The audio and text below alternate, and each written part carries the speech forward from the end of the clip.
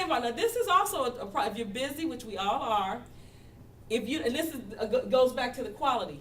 If you don't have time to go in there and look at those discussions, don't put a lot of them up there. Last year I was like, oh, I like this question, I like this question, I like this question. I had like 4 discussions for each chapter, and I was like, oh yes, this is just perfect.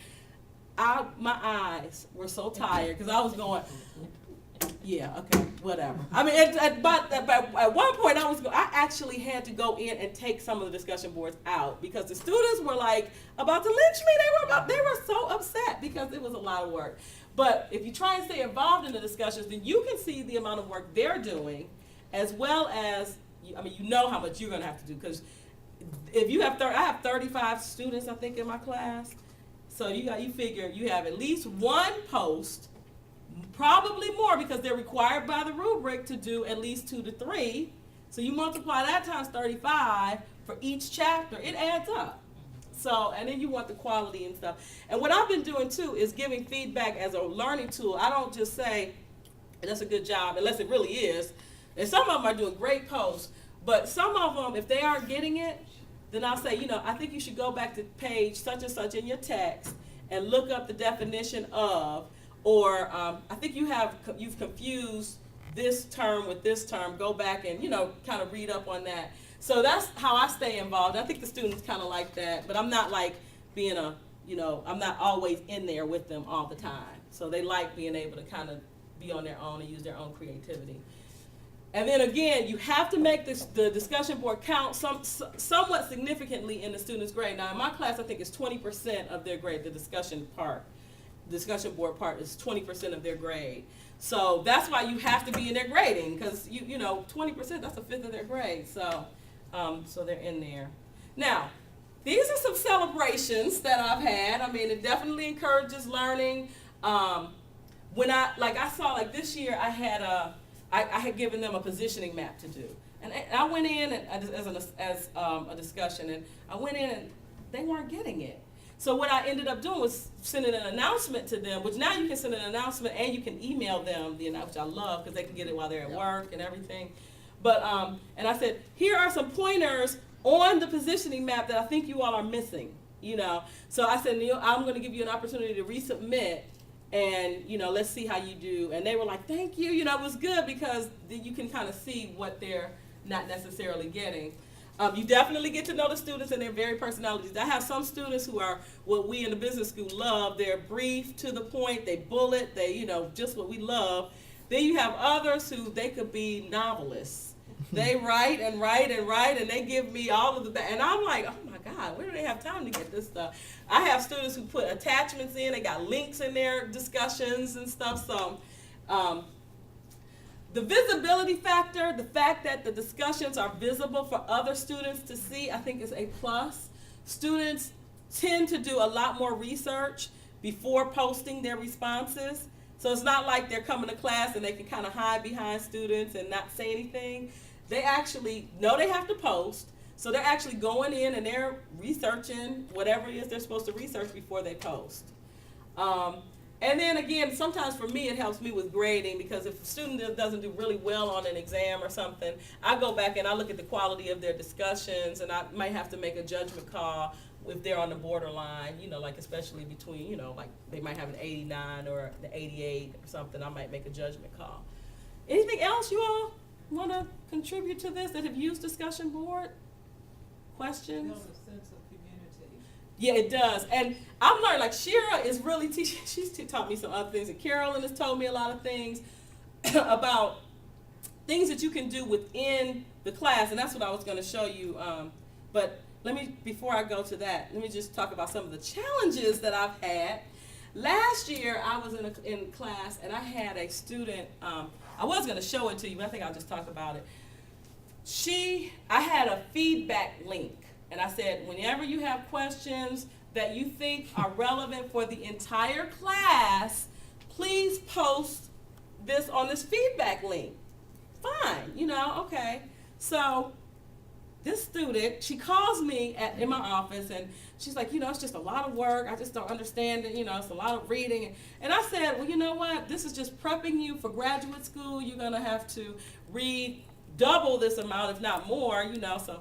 Okay, so I'm going through the feedback discussion board, and a student sent me an email, and she said, another student sent me an email, she said, Dr. Stitz, I think, you know, the work is a little overwhelming. We have these assignments. She spelled it out pretty nicely. It was a very nice discussion. And I said, okay, no, so I didn't say, so before I could even get back, this other student had responded to her and said, oh yeah, Dr. Stitz, I talked to her. You know what she told me? She said, well, just wait till you get your MBA. And then she put ... Well, just wait till she gets my review. Okay, so she's put this on.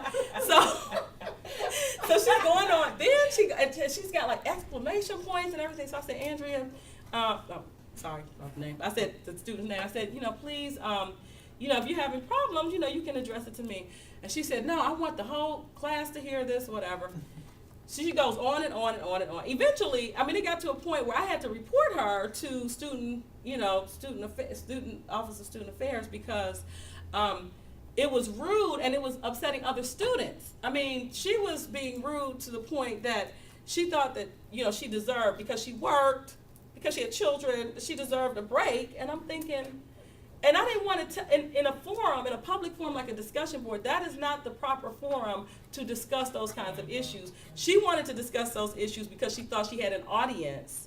And so you have to decide. And so what I did this year, I don't have that. I have a feedback link. But I tell them, if you have personal issues or things that you want to discuss with respect to your grade, please email me, and I will be more than, or call me, and I'll be more than happy to. I had to just put that in my syllabus because this girl, I mean, she was just, I was like, okay, she is crazy. But the other thing, some challenges I had was time management. Oh, Carolyn, I'm sorry. What I was going to suggest that you might want to do, if you still like the concept of them posting something that could be relevant to everyone, try posting it on a private blog. You'll get to see everybody's.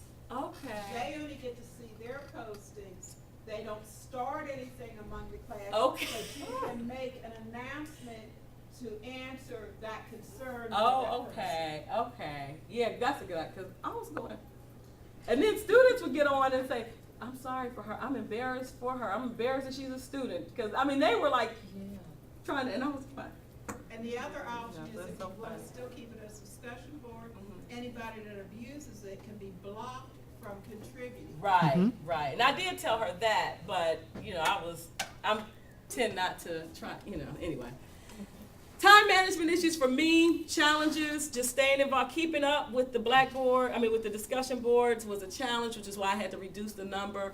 Grading, and that's like what I was saying, I was doing a 100-point scale last year, and I decided I'm going to just do my assessment scale of 1, 2, 3, and then what I do is I just count. That way, you have more flexibility. If you decide that you only want to give 10 discussion boards or 8, what you do is you just count the number and then you multiply that, and then, you know, whatever your percentage weight is, you can do it that way, as opposed to having to give these 100, 90, 80. It becomes a little more difficult, but some people it works for. It just didn't work for me. And then turnaround times. Now, I was the first couple of weeks, I was responding and getting them back, responding and getting them back. And then, you know, life came into play, and the students, a week would go by, you know, or a couple of days would go by, and they were like, I don't have my grade, I haven't gotten my grade, blah, blah.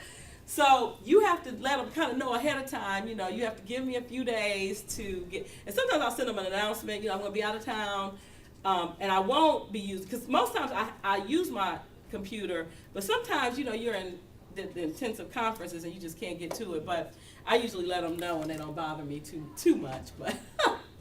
And then you have to decide what you want to do with posts after deadline. So you give them a deadline, and then you give them a question, okay? And they don't respond in a timely way, because you tell them what time they have to respond. They don't respond. Well, what happens if they respond after the deadline? That's something you have to decide how you're going to handle. What I decided to do was to wait until after when the grading period comes, and just kind of look and see, because I don't have a lot. I look through my posts, because you can see how many posts you have, and I look, and if I don't have a lot, then I tend to just not count them until it's time for the grading. And if I see that, you know, they're on the borderline or something, then I'll tend to let them work. And then clarifications, like sometimes they'll say, "Oh, but you didn't understand me," but it's after the it's after the deadline. So I'll respond to them, but it doesn't count in their grade. And then some other communication tools that I've used, and I'm sure there are others, is and I was gonna go through the virtual classroom, the chats, and the group pages.